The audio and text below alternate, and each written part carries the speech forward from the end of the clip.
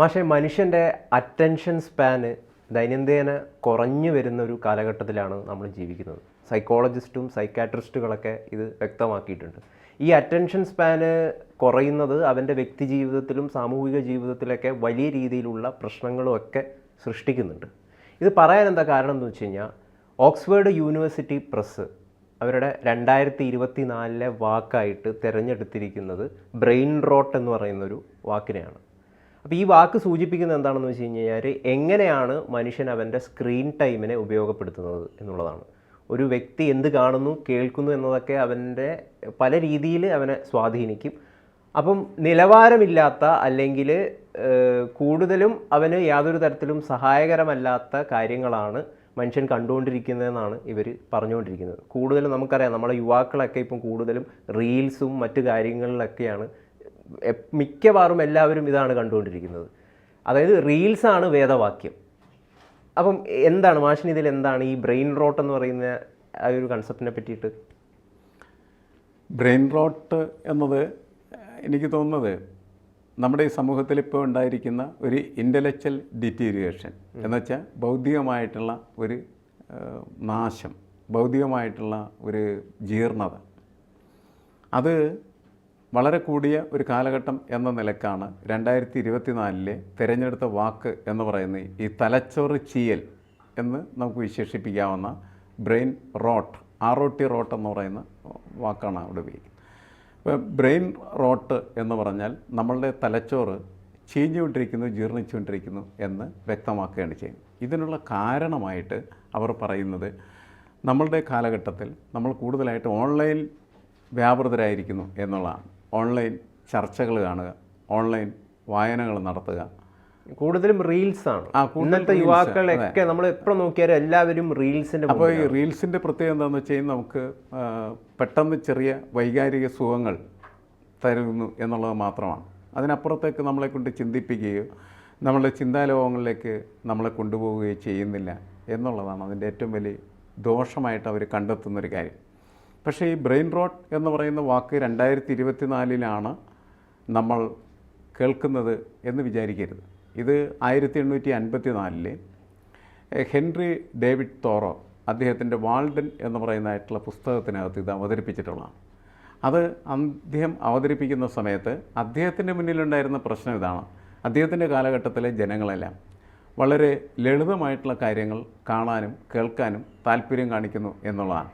കോംപ്ലക്സായ സങ്കീർണമായിട്ടുള്ള ഒരു വിഷയങ്ങളിലും വ്യാപൃതരാവാനായിട്ട് അവർ തയ്യാറാവുന്നില്ല എന്നുള്ളതാണ്. പക്ഷെ അത് ഒരു പ്രത്യേക കാലഘട്ടത്തിൻ്റെ മാത്രം പ്രശ്നമല്ല, എല്ലാ കാലഘട്ടത്തിലും ഇങ്ങനെയാണ്. ബഹുഭൂരിപക്ഷം മനുഷ്യരും ലളിതമായ കാര്യങ്ങളിലൂടെ വ്യാപരിച്ച് മുന്നോട്ട് പോകാനായിട്ട് ആഗ്രഹിക്കുന്നവരാണ്.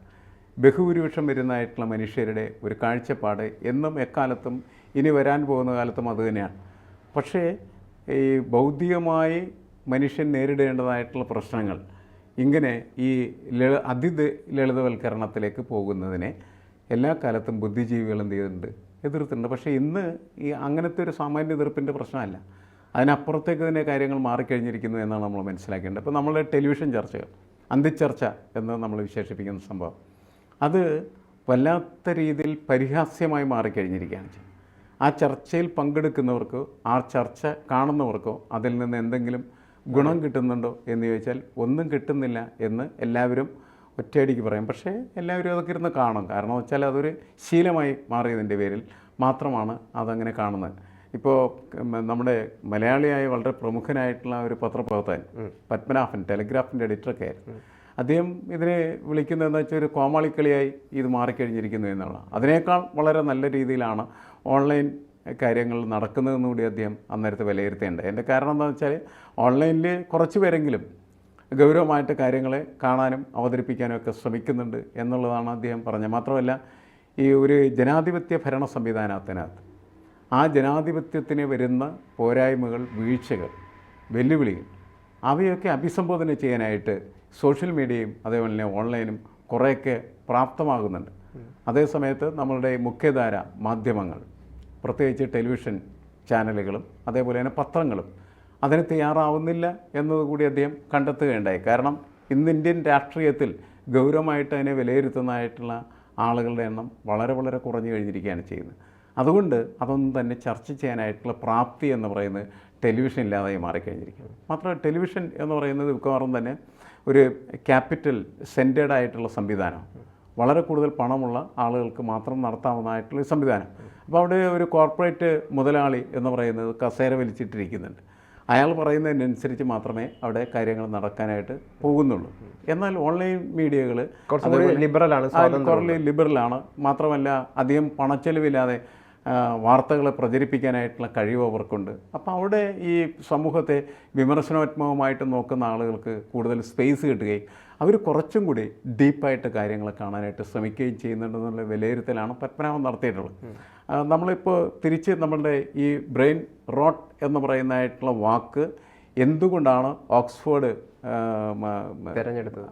ഓക്സ്ഫോർഡ് അതായത് ഏകദേശം 32,000 ആളുകളാണ് ഈ ഇതിനു വേണ്ടി ശരിയായിരിക്കാം. അത് അങ്ങനെ ഗൗരവമുള്ള ആളുകൾ മാത്രം കാണുകയും അതേപോലെ തന്നെ ചർച്ച ചെയ്യുകയും തിരഞ്ഞെടുപ്പ് നടത്തുകയും ചെയ്തപ്പോൾ അവർക്ക് തോന്നിയ ഒരു കാര്യം എന്ന നിലക്കാണ് അത് കൂടുതലായിട്ട് അവതരിപ്പിക്കുന്നത്. ഇന്നത്തെ മൊത്തത്തിന്റെ സമൂഹത്തിന്റെ ഒരു പരിച്ഛേദം ഒരു വാക്കിലൂടെ അവർ അവതരിപ്പിക്കാൻ ശ്രമിക്കുകയാണ് ചെയ്തിരിക്കുന്നത്. അതുകൊണ്ട് അത് എനിക്ക് തോന്നുന്നത് അതിൻ്റെ അകത്ത് ഗൗരവമായിട്ട് കാണേണ്ട കുറച്ച് വശങ്ങളുണ്ട് എന്ന് തന്നെയാണ്. നമ്മളൊക്കെ പലപ്പോഴും പറയുന്നൊരു കാര്യമാണ്. പക്ഷേ ഇന്ന് അവരത് അംഗീകരിച്ചിരിക്കുന്നത് ലോകത്തിൻ്റെ പൊതുസ്ഥിതി എന്ന് പറഞ്ഞാൽ ഇതായി കഴിഞ്ഞിരിക്കുകയാണ് ചെയ്യുന്നത്. മനുഷ്യൻ ഈ പ്രത്യേകിച്ച് ഇലക്ട്രോണിക് മീഡിയ അവനെ തിന്നു തീർക്കാൻ തുടങ്ങിയ സമയത്ത് സംഭവിച്ചിരിക്കുന്ന ഒരു പ്രശ്നമാണ്. അവൻ്റെ ഒരു സൊസൈറ്റൽ ഷിഫ്റ്റും കൾച്ചർ ഷിഫ്റ്റും ഒക്കെ വളരെ വ്യക്തമായിട്ട് അതിനകത്ത് പ്രകടമാണ്. പഴയ കാലത്തെ ഒരു സംസ്കാരമല്ല ഇന്നത്തെ മനുഷ്യൻ അവതരിപ്പിക്കുന്നത്. പലപ്പോഴും ഈ വാക്കുകളെന്ന് പറയുന്നത് അതായത് ജീവിതത്തെ വ്യാഖ്യാനിക്കലല്ല യഥാർത്ഥത്തിൽ ഈ വാക്കുകൾ ചെയ്യുന്നത്. ഇത്തരത്തിലുള്ള വാക്കുകൾ യഥാർത്ഥത്തിൽ ജീവിതത്തിൻ്റെ എസൻസ് എന്താണ് എന്ന് നമ്മൾ ബോധ്യപ്പെടുത്താനായിട്ട് ശ്രമിച്ചുകൊണ്ടിരിക്കുന്നത്. നമ്മുടെ കാലത്തെ ജീവിതത്തിൻ്റെ എസൻസ് ഇതാണ്. ഇങ്ങനത്തെ ഒരു ജീവിതമാണ് ഇന്ന് നമുക്ക് ലഭിച്ചുകൊണ്ടിരിക്കുന്നത് എന്നുള്ളതാണ് പ്രധാനപ്പെട്ട കാര്യം. അപ്പോൾ എങ്ങനെയാണ് ജീവിതം പുതിയ കാലത്ത് മനുഷ്യൻ ആസ്വദിക്കുന്നത്, അല്ലെങ്കിൽ ജീവിതത്തെ മനുഷ്യൻ കൊണ്ടുപോകുന്നത്? നമ്മളെപ്പോഴും പറയാറുണ്ട് മനുഷ്യൻ ഒന്നിനും സമയമില്ലാത്തൊരു ലോകത്തേക്ക് നമ്മൾ മാറിക്കഴിഞ്ഞിരിക്കുക. അതായത് ഒന്നിനും സമയമില്ലാത്ത ഒരു ലോകം, അതായത് അവനവനിലേക്ക് തന്നെയുള്ളൊരു നോട്ടം മനുഷ്യന് പൂർണ്ണമായിട്ടും നഷ്ടപ്പെട്ടു ഇരിക്കുന്നു എന്നാണോ മാഷ് പറയുന്നത്? നമ്മളുടെ കാലത്ത് ഞാനും ഗൗതമൊക്കെ ചെയ്തുകൊണ്ടിരിക്കുന്ന ഒരു കാര്യം എന്ന് പറഞ്ഞാൽ കൂടുതൽ സമയം എന്തിലാണ് ചിലവഴിക്കുന്നത്? ഫോണിലാണ്. ഈ ഫോണിലാണ് ചിലവഴിച്ചുകൊണ്ടിരിക്കുന്നത്. അപ്പോൾ ഈ ഫോൺ എന്ന് പറയുന്നത് ഒരു രീതിയിൽ നമ്മുടെ സമൂഹത്തിൻ്റെ വരമാണെങ്കിൽ മറ്റൊരു രീതിയിൽ നമ്മളെ സംബന്ധിച്ചിടത്തോളം അതൊരു ദുരന്തമാണ്. നമ്മുടെ തലച്ചോറിനെ ചെയ്യുന്നതിന് വേണ്ടിയിട്ടുള്ള വളമായിട്ടത് മാറിത്തീരുന്നുണ്ട് എന്നുള്ളത് മനസ്സിലാക്കാതിരുന്നൊരു കാര്യമില്ല. കാരണം നമ്മളുടെ പ്രവർത്തനങ്ങൾ നമ്മൾ പല കാര്യങ്ങളും ഒരുപാട് വ്യാപരിക്കുന്നുണ്ട്. പക്ഷേ അവസാനം ബാക്കി കിട്ടുന്ന നമ്മളുടെ കുറച്ച് ലിഷർ ടൈം എന്ന് പറയുന്നത് മുഴുവൻ നമ്മൾ ഇതിലാണ് ഉപയോഗിക്കുന്നത്. പലരും ലിഷർ ടൈം മാത്രമല്ല, ഞാനെപ്പോഴും കുട്ടികളെ കാണാറ്. കുട്ടികൾ മുഴുവൻ നേരം ഈ മൊബൈലിൽ നോക്കി നടക്കുകയല്ലേ ചെയ്യുന്നത്. അവർ പഠിത്തത്തിൻ്റെ ക്ലാസ് കഴിഞ്ഞതിന് ശേഷം പിന്നീട് മുഴുവൻ ഇതിൻ്റെ അകത്താണ്. റീൽസാണ്. എല്ലാം റീൽസിലായി കഴിഞ്ഞിരിക്കുകയാണ്. അപ്പോൾ റീൽസ് നൽകുന്ന ഒരു കൾച്ചറുണ്ട്, ഒരു സംസ്കാരമുണ്ട്. ആ സംസ്കാരത്തിലേക്ക് പതുക്കെ ഇത് കാണുന്ന ആളുകൾ മാറിത്തീരും. അപ്പോൾ അവർക്കാണ് ഈ ഇൻ്റലക്ച്വൽ ഡിറ്റീരിയറേഷൻ എന്ന് വിശേഷിപ്പിക്കുന്ന ഭൗതികമായിട്ടുള്ള ഒരു ജീർണത കൂടുതലായിട്ട് ബാധിക്കുന്നത്. അത് ഈ തലമുറയുടെ ഒരു പ്രശ്നമായിട്ട് ഓക്സ്ഫോർഡ് യൂണിവേഴ്സിറ്റി പ്രസിദ്ധീകരിച്ചിരിക്കുന്നത് എടുത്ത് അവതരിപ്പിച്ചിരിക്കുന്നതെന്നാണ് നമ്മൾ മനസ്സിലാക്കിയത്. അതിൻ്റെ ഗൗരവം കാണാതിരുന്നിട്ട് കാര്യമില്ല. വളരെ ഗൗരവമുള്ളൊരു വിഷയം തന്നെയാണ്. അത് തിരിച്ചറിഞ്ഞിട്ട് നമ്മൾ പതുക്കെ നമ്മളുടെ ജീവിതത്തെ ക്രമപ്പെടുത്താനായിട്ട് ശ്രമിക്കേണ്ടത് ആവശ്യം. ഇപ്പോൾ വായന എന്ന് പറയുന്നത് ഇന്നത്തെ സമൂഹത്തിന് തീരെയില്ല. വായിക്കാൻ അറിയാൻ പാടാത്തൊരു സമൂഹമായിട്ട് മാറി. വായിക്കാൻ അറിയാൻ പാടില്ലാത്തൊരു സമൂഹമാണ് വരുന്നതെങ്കിൽ എഴുതാൻ അറിയാൻ പാടില്ലാത്തൊരു സമൂഹമായിട്ട് അത് മാറും. കാരണം എന്താണ്? ഒരു എഴുത്തുകാരൻ പോലും അവിടെ നിർമ്മിക്കപ്പെടില്ല. പഴയ കാലത്തെ പോലെ നമുക്ക് എഴുത്തുകാരില്ല, പ്രഭാഷകരില്ല, വിമർശകരില്ല. അപ്പോൾ ഒന്നിനും പറ്റാത്ത തരത്തിലേക്ക് നമ്മളുടെ ഒരു സാമൂഹ്യ ക്രമം മാറിക്കൊണ്ടിരിക്കുന്നതെന്നാണ് നമ്മൾ മനസ്സിലാക്കേണ്ടത്. ഒരു കൺസ്യൂമർ ഐറ്റം മാത്രമായിട്ട് നമ്മൾ പതുക്കെ മാറിപ്പോകും. കൺസ്യൂമറിസം എന്ന് പറയുന്നത് ഒരുപാട് കാലമായി നമ്മുടെ സമൂഹത്തിൽ വ്യാപരിക്കാനായിട്ട് തുടങ്ങിയിട്ട്. അതായത് നമ്മൾ ഈ മൈൻഡ്ഫുൾനെസ് എന്നൊക്കെ നമ്മൾ പറയും. അതായത് നമ്മൾ എന്താണ് കൺസ്യൂം ചെയ്യുന്നത് എന്ന് നമ്മൾ മൈൻഡ്ലെസ് സ്ക്രോളിംഗ് എന്നൊക്കെ ഇത് പറയുന്നത്. എന്താണെന്ന് നോക്കാതെ ഇങ്ങനെ നമ്മൾ ഒരു സോഷ്യൽ മീഡിയയിൽ ഇങ്ങനെ സാധനങ്ങൾ സ്ക്രോൾ ചെയ്തുകൊണ്ടിരിക്കുക. അപ്പോൾ ഈ ഒരു അവസ്ഥ ശരിക്കും സൃഷ്ടിക്കുന്നത് വല്ലാത്ത ഒരു മനുഷ്യൻ്റെ ബോധതലത്തിൽ വല്ലാത്ത അപകടങ്ങൾ സൃഷ്ടിക്കുന്നതാണ്. കാരണം നമ്മൾ എന്ത് കാണുന്നു, എന്ത് കേൾക്കുന്നു തുടങ്ങിയ കാര്യങ്ങളാണ് ഒരു വ്യക്തിയെ നിർമ്മിക്കുകയും ആ വ്യക്തി പിന്നീട് ഒരു സമൂഹത്തിന് നന്മ ചെയ്യുന്നൊരു ആളായിട്ട് തീരുകയൊക്കെ ചെയ്യുന്നത്. പക്ഷേ എന്താണോ ഇവൻ കാണുന്നത്, കേൾക്കുന്നത്, അത് തീർത്തും ദോഷകരമാണെങ്കിൽ അത് ആ വ്യക്തിയെ മാത്രമല്ല അത് ആ സമൂഹത്തിനും ദോഷമായിട്ട് തീരുമെന്നും കൂടി ഇതിലില്ലേ? അതുണ്ട്. നമുക്ക് നമ്മുടെ സ്വാതന്ത്ര്യ സമര കാലഘട്ടത്തിലേക്ക് നമ്മൾ പോയി കഴിഞ്ഞാൽ നമ്മളെ നിർമ്മിക്കുന്നത് സ്വാതന്ത്ര്യ സമരത്തിൻ്റെ തീയും ചൂടുമായിരുന്നു. അതുമായി ബന്ധപ്പെട്ട വാർത്തകളും അതുമായി ബന്ധപ്പെട്ട വിഷയങ്ങളും അതുമായി ബന്ധപ്പെട്ട അറിവുകളുമാണ് നമ്മളിലേക്ക് സ്വാംശീകരിക്കപ്പെട്ടിരിക്കുന്നത്. അപ്പോൾ നമ്മൾ അങ്ങനെയാണ് ആ സമൂഹം നിർമ്മിക്കപ്പെട്ടത്. അന്നത്തെ സമൂഹമല്ല ഇന്നത്തെ സമൂഹം. കാരണം എന്താണെന്ന് വെച്ച് കഴിഞ്ഞിട്ടുണ്ടെങ്കിൽ, ഒന്ന്, സ്വാതന്ത്ര്യം എന്ന് പറയുന്നത് നമുക്ക് ദാനമായി കിട്ടിയ ഒന്നാണ് കരുതപ്പെടുന്ന ഒരു സമൂഹമായിട്ട് നമ്മൾ മാറി. അപ്പോൾ സ്വാഭാവികമായിട്ടും അത്തരത്തിലുള്ള ഒരു പൊളിറ്റിക്കൽ ഇഷ്യൂ അവരെ അഭിമുഖീകരിക്കുന്നില്ല, പ്രശ്നം ഉണ്ടാകുന്നില്ല. അപ്പോൾ സ്വാഭാവികമായിട്ടും അവരുടെ ഒരു രീതി എന്ന് പറയുന്നത് അപൊളിറ്റിക്കലായിട്ട് മാറിത്തീരുന്നു എന്നുള്ളത് നമുക്ക് കാണാവുന്നതാണ്. നമ്മളിന്ന് നമുക്ക് രാഷ്ട്രീയ പാർട്ടികൾക്ക് ഒരുപാട് നമുക്കുണ്ടെങ്കിലും അവർക്കൊന്നും വ്യക്തമായിട്ടുള്ള ഒരു രാഷ്ട്രീയമുണ്ട് എന്ന് നമുക്ക് തോന്നാറില്ല. കാരണം ഇന്നത്തെ രാഷ്ട്രീയമല്ല നാളെ പറയുന്നത്, നാളത്തെ അല്ല മറ്റന്നാൾ പറയും. അതുകൊണ്ട് തന്നെ ഒരു രാഷ്ട്രീയ പാർട്ടിയിൽ നിന്ന് മറ്റൊരു രാഷ്ട്രീയ പാർട്ടിയിലേക്ക് കാല് മാറുന്നതൊക്കെ ഒരു സ്വാഭാവികമായിട്ടുള്ള പ്രക്രിയയായിട്ട് മാറുകയും എന്നിട്ട് അതിനെ ന്യായീകരിക്കുന്നതിന് വേണ്ടി അഭിപ്രായം ഇരുമ്പിലൊക്കെ അല്ല എന്ന് പണ്ടെങ്ങോ EMS പറഞ്ഞിട്ടുണ്ട് എന്നുള്ള കാര്യവും കൂടി എടുത്ത് പറഞ്ഞുകൊണ്ടിരിക്കുകയാണ് ചെയ്യുന്നത്. ഒരു പാർട്ടിയല്ല, എല്ലാ പാർട്ടിക്കാരും അതൊക്കെ തന്നെയാണ് ഉപയോഗിക്കുന്നത്. അപ്പോൾ അങ്ങനെ വരുമ്പോൾ എന്താണെന്ന് വെച്ച് കഴിഞ്ഞിട്ടുണ്ടെങ്കിൽ, മനുഷ്യൻ എന്ന് പറയുന്നത് എങ്ങനെയായിരിക്കണം എന്നുള്ളതിൻ്റെ ഒരു നിർവചനം പുതിയ രീതിയിലേക്ക് വരുന്നു എന്നുള്ളത് വളരെ പ്രധാനപ്പെട്ട കാര്യമാണ്. മനുഷ്യൻ്റെ കളക്റ്റീവ് കോൺഷ്യൻസ് ഉണ്ട്, അവൻ്റെ കൂട്ടായിട്ടുള്ള ബോധ നിർമ്മാണം എന്ന് പറയുന്നത് സമൂഹത്തിൽ ജീവിക്കുന്ന സമയത്താണ്. ആ സമൂഹമാണ് അവനിൽ അത്തരത്തിൽ സ്ഥാനം നിർമ്മിക്കുന്നത്. പക്ഷേ ഇന്നത്തെ സമൂഹം എന്ന് പറയുന്നത് ഇങ്ങനെ ജീവിക്കുകയാണ് ചെയ്യുന്നത്. അത് മുഴുവൻ മൊബൈലിൽ ജീവിക്കുകയാണ് ചെയ്യുന്നത്, റീൽസിൽ ജീവിക്കുകയാണ് ചെയ്യുന്നത്. ഇപ്പോൾ റീൽസാണ് യഥാർത്ഥത്തിൽ അവൻ്റെ കളക്റ്റീവ് കോൺഷ്യൻസിനെ നിർമ്മിക്കുന്നത്.